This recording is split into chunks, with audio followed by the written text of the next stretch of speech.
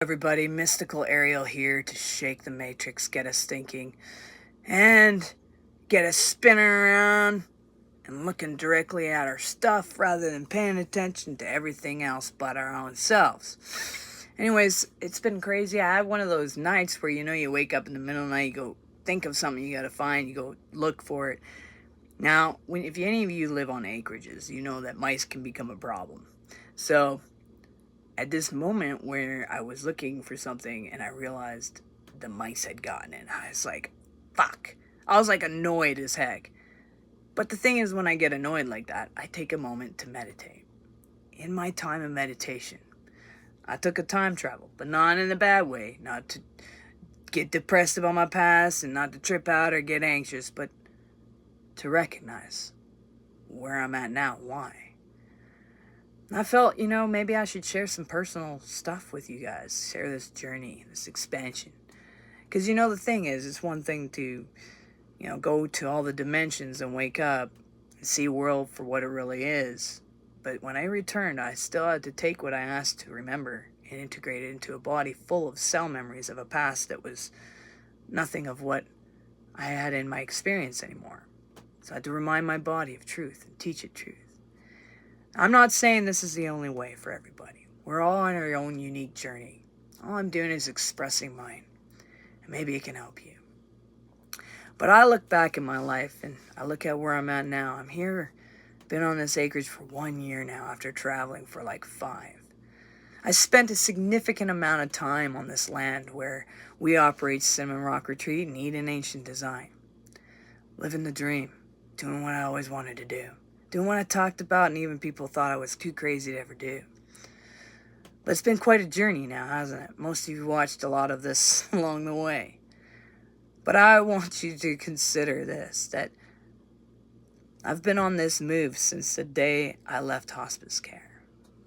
Well, for a long time, I was someone who constantly sought relationships, whether it was a pursuit to understand God through the image I had created or an attempt to fit into the mold of religious expectations. Basically, it seemed, and how's it going, American Stoner? It seemed like I was always on a stage, tirelessly trying to blend in and be accepted. I often felt like an outsider, actually, bearing a past that was so filled of trauma and harsh realities that I couldn't really discuss it because most would just label it a fucking conspiracy. But throughout my life, I really lived a long life without being able to be my true self. And that was something I recognized when I was facing and exiting this world. I realized, fuck, what a waste. I was so busy performing. I missed the boat. Thankfully, I made a choice to come back and not miss the boat anymore. I still miss the boat every so often. But I was always striving to conform to societal expectations imposed upon me. And these past experiences with relationships, I had to look back and I came to realize that for many years, I was trying to earn love, that I didn't truly exist within the confines of religion. I mean, how can people accurately portray the essence of love when they themselves handcrafted the false idols, much like the ones I had created for myself?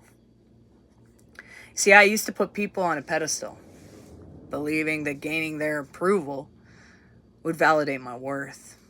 The truth is, I could never truly earn their approval, because many of them couldn't even look in the mirror and be proud of themselves. We were all hiding our shit. I mean, how can you be facing it if you're creating false religions and false idols that keep us from looking in the mirror? It dawned on me that I was blind. It wasn't them that was blind, I was blind. No fingers to point except for at myself. But so were the individuals who preached their false beliefs as the ultimate truth. We all were. In my religious circles, most of my friends were superficial. I was with people too busy performing to realize that none of us understood the true meaning of love or friendship. With a new exception, I had a few exceptions. Most of my relationships were more of a performance, where fitting in and conforming to a specific image were prerequisites for receiving their love in the first place. Hey, Susan, how's it going? Hey, American Stoner. However, this is the thing. When I needed love in action, which some of you watched when I went into hospice, I used to have all those videos on here. I didn't need love in words.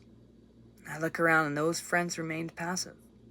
I mean, heck, some had enough money to solve probably every fan's problem right here on this show and more. But instead, they watched me as if I were entertainment. They whispered behind my back and only offered prayers when I needed assistance with basic necessities, like having a roof over my head or getting medical attention. They had more than enough resources to help, but instead they whispered, "I love you," and watched me suffer. Even entire congregations preferred to bring in their elite members, spending significant sums on their flights to have them lay hands on me and pray, when all we needed was a hospital. I became a spectacle.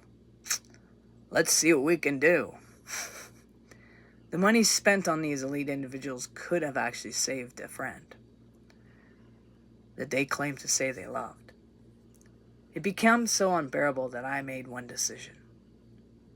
I decided to leave it all behind. Let go. I decided to go on a journey and not sit there and look at someone else to blame, not sit there and be bitter because friends let me die. I decided it was important to discover the truth and take what I learned in the realms and integrate it here. So I left it all behind and I embraced solitude.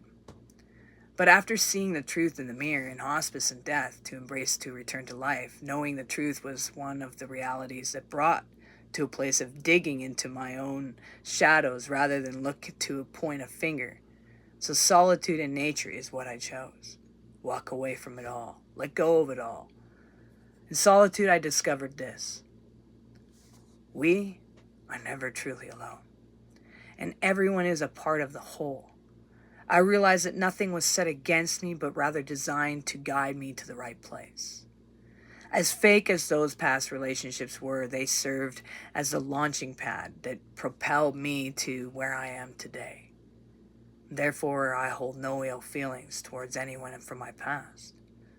As a matter of fact, I celebrate you if you're watching this, and I thank you.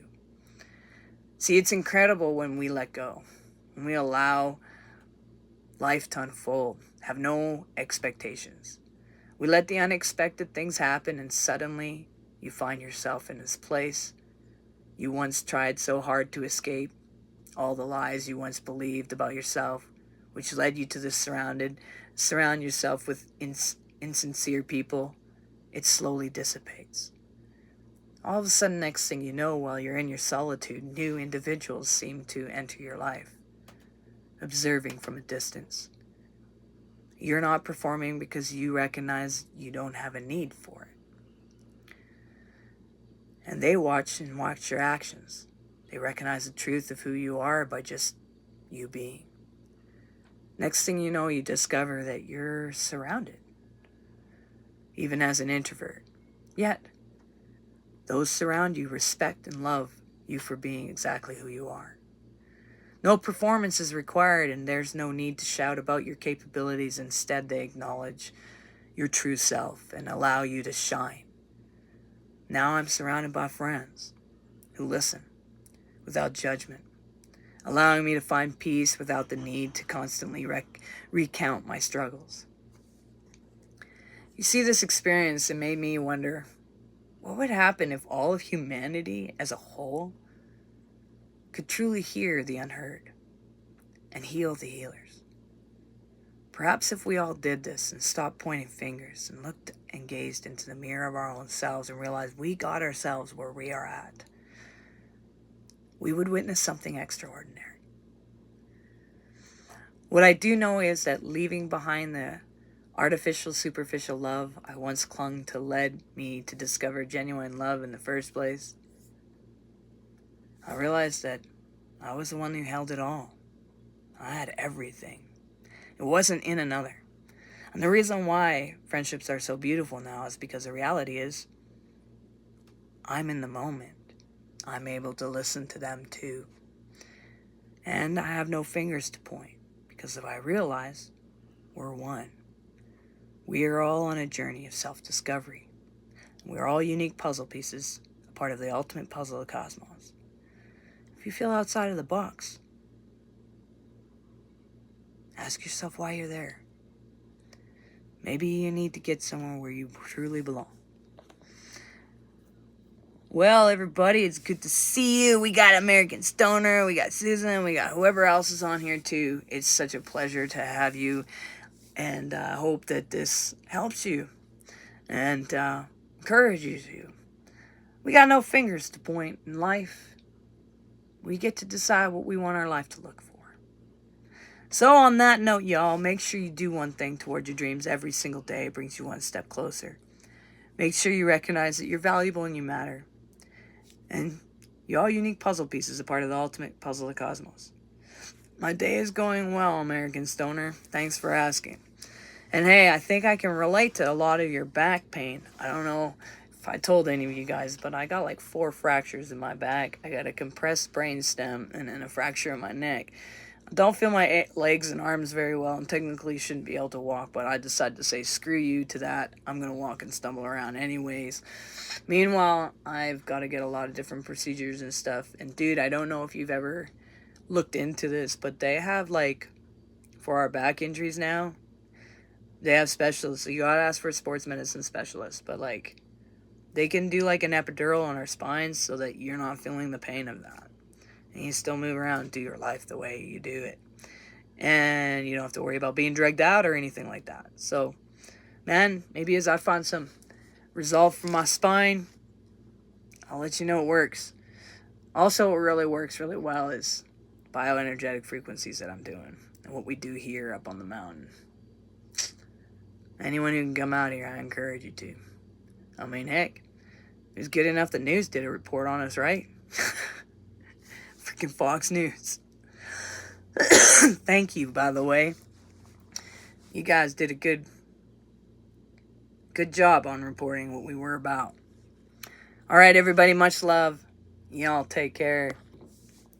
I live a little, I live a life to the fullest. That's exactly how we do it, brother. Exactly how we do it. You guys have a great one. Susan's good to see you too on the chat. You guys all take care. So any of you from my past, you're sitting there thinking, oh man, she's all thinking this. You're fucking wrong. I'm thankful for you. I don't have any bitterness towards any of you. And for those of you that maybe wonder, well, she doesn't respond, because I don't respond to negativity. I won't do it. And I won't respond to high school ways of acting. Much love, y'all. Peace out.